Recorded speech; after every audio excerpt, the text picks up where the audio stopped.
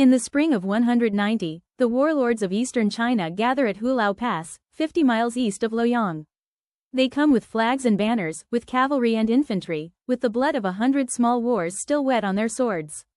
Yuan Shao, the aristocratic general who fled Luoyang after the eunuch massacre, claims leadership. Yuan Shu, his half-brother, claims it too. Cao Cao stands in the background, watching, learning, saying little. 17 warlords in total, each commanding his own army, each swearing loyalty to the others, each lying.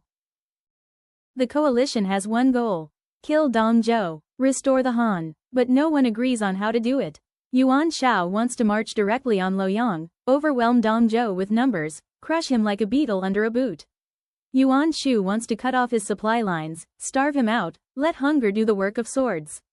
Cao Cao suggests a compromise. A swift cavalry strike into the western mountains, seize the passes, trap Dong Zhou between the coalition and the river. The other warlords nod politely. Then they do nothing. The truth is simple: no one wants to fight. Yuan Shao does not want to risk his army. Yuan Shu does not want to see his brother claim victory. The lesser warlords do not want to be the first to die. They feast every night in tents of silk. They drink wine from cups of jade. They send messages to Dong Zhou offering to negotiate even as they swear to destroy him. Cao Cao watches this farce and feels the bile rise in his throat. He has seen real war. He has killed real men. These are not warriors. These are merchants selling courage they do not own. Wait for the coalition. He does not ask for permission. He moves fast, hoping to surprise Dong Zhou before the tyrant knows he is coming. At the city of Xingyang, 30 miles east of Luoyang, he meets Dong Zhou's general, Xu Rong. The battle lasts an afternoon. Cao Cao's men fight bravely, but Xu Rong has 10,000. Cao Cao's line breaks. His cavalry runs. His infantry is cut to pieces. Cao Cao himself is wounded by an arrow. His horse is killed under him. His cousin lends him a mount, and he rides through the night, alone, bleeding, defeated. Cao Cao returns to the coalition camp in disgrace. His army is gone. His pride is in tatters. He expects sympathy, perhaps even admiration for his courage. He finds none. Yuan Shao looks at him with something between pity and contempt. The other warlords whisper behind their hands. They say Cao Cao was foolish to attack alone. They say he got what he deserved. Cao Cao listens to them and learns a lesson he will never forget. A coalition is just a word. What matters is not who stands with you. What matters is who fights with you. No one here will fight. But one man does fight. Sun Jian, the tiger from Jiangdong, the southern warrior with a temper as hot as summer fire. Sun Jian has been fighting Dong Zhou's armies for months. He has won every battle. He has pushed his way through mountain passes and river crossings, leaving a trail of enemy dead behind him. Now he marches on Luoyang itself. Dong Zhou sends his best general, Liu Biyu, to stop him. Sun Jian meets Liu Biyu at the city of Yangren. Liu Biyu is famous. Liu Biyu is feared. Liu Biyu rides into battle on a horse called Red Hare. Sun Jian rides a northern pony that looks like a bag of bones. The battle lasts 2 days. Liu Biyu withdraws. Sun Jian advances. Sun Jian reaches Luoyang in the spring of 191. He finds a ghost city. The palace is gone. The temples are gone. The markets are gone. Ash covers the streets like dirty snow. The river is choked with corpses. Sun Jian orders his men to search the ruins. Among the debris, behind a collapsed wall, a soldier finds a small wooden box sealed with wax. Inside is the imperial seal of the Han dynasty. The jade seal that proves who rules China. Sun Jian looks at it. His officers look at him. He puts the seal in his saddlebag and tells no one.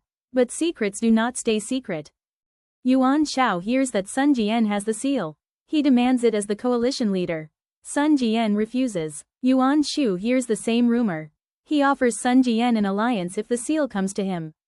Sun Jian refuses again. The coalition begins to crack. Yuan Shao accuses Yuan Shu of treason. Yuan Shu accuses Yuan Shao of theft. Their armies face each other across a river, not fighting, not retreating, just staring. The other warlords take sides. Liu Biao supports Yuan Shao. Gongsun Zan supports Yuan Shu. Within a month, the coalition that swore to restore the Han is at war with itself. Sun Jian watches his dream of a united empire dissolve. He has fought harder than anyone. He has bled more than anyone. Now he sits in the ashes of Luoyang with a jade seal in his saddlebag and no allies left. He decides to return south, to his home in Jiangdong, to build his own kingdom. The coalition follows him out the door. Warlord by warlord, they pack their tents, load their wagons, march back to their provinces. The righteous army is finished. It lasted less than a year. It fought one real battle. It killed no tyrant. It restored no empire. Cao Cao watches them go. He sits alone in his tent after everyone else has left. He has no army now.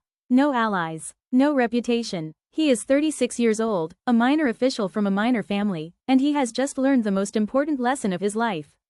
Men do not unite against tyranny. They unite against whatever threatens their own power. Dong Zhou was a monster. But he was a monster in the west, far away. The warlords of the east did not fear Dong Zhou. They feared each other. Cao Cao folds his tent, mounts his horse, and rides east. He will not join another coalition. He will build his own army. He will make his own luck. And in 30 years, he will rule the north. The collapse of the coalition in 191 is the moment the Han dynasty truly dies. Not when Dong Zhou burned Luoyang. Not when the eunuchs were slaughtered. But when 17 men who claimed to love the Han chose their own ambitions over the common good. No one says this out loud. They all go home and write letters to their friends, blaming the others for the failure. But the failure is universal. And the consequences are final. There will never be another coalition to save the Han. There will never be another emperor who rules all of China. For the next 70 years, China will belong to the warlords. And the warlords will belong to no one.